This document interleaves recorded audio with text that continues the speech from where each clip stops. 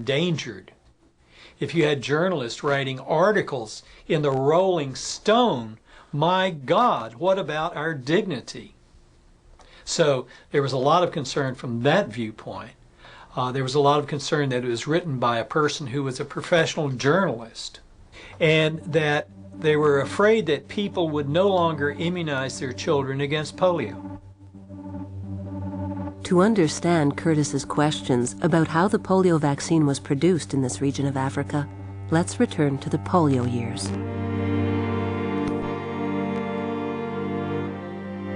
In 1958, America was still haunted by this disease, which had been paralyzing and killing mostly children for 50 years.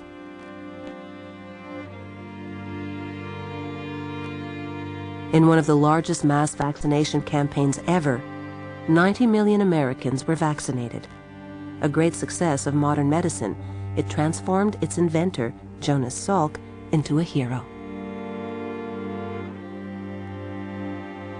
All 164 million Americans, to say nothing of all the other people in the world that will profit from your discovery. I am very, very happy to hand that to you.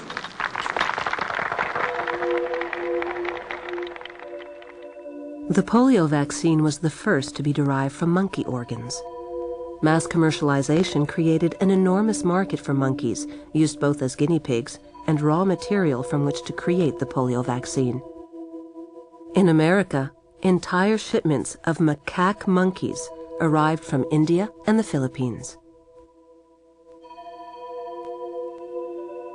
During the polio years, Hilary Kaprowski was a young researcher, brilliant and ambitious, determined to make a name for himself in his newly adopted country, the USA. In 1950, while Jonas Salk's formula was being widely used, Kaprowski began testing his own prototype of a live polio vaccine. A scandal erupted when it was discovered he'd been testing his product secretly on handicapped children in Letchworth Village, New York. That didn't slow him down. He turned to the private sector to continue his testing. On April 23, 1955, 260 children vaccinated with Jonas Salk's formula became sick. 11 died. A subsequent investigation showed that some vaccine lots were defective. Confidence in Salk's vaccine was shaken, clearing the way for Kaprowski. But he was no longer alone. Another scientific giant, Albert Sabin, was also developing a live vaccine. A race between these two men to replace the Salk vaccine turned into a battle. So you have these two conflicting individuals who are all working towards the same goal. And it's one of the great dramas of modern times, of how they interacted and how they worked. They were willing to go and take subjects who may or may not have been informed of what they were doing. They were willing to go to the backside of the moon if it meant that they could find out whether or not they had a viable product.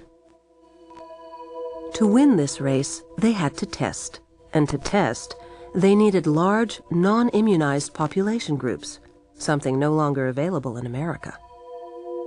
Sabin made a secret deal with his native country, the USSR, where he vaccinated more than 6 million people in Latvia, Estonia, and Kazakhstan.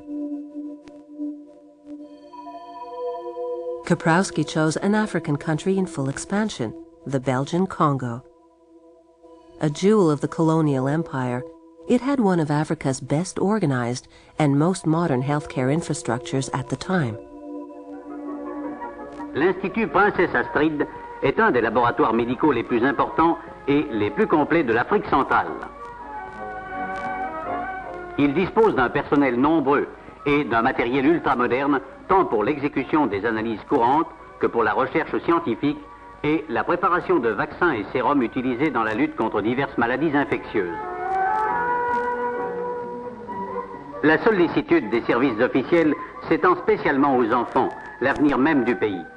Dès l'école, tous les enfants sont soumis à des examens médicaux et à cette occasion reçoivent un carnet de santé véritable fiche d'identité sanitaire.